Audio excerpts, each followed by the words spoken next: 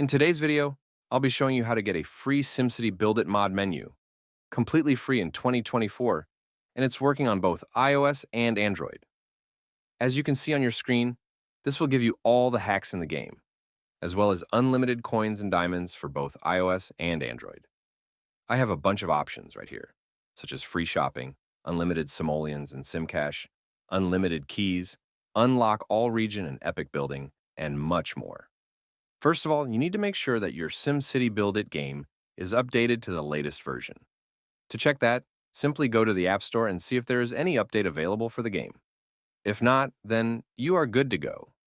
The next thing you need to do is to simply head over to the pinned comments down below.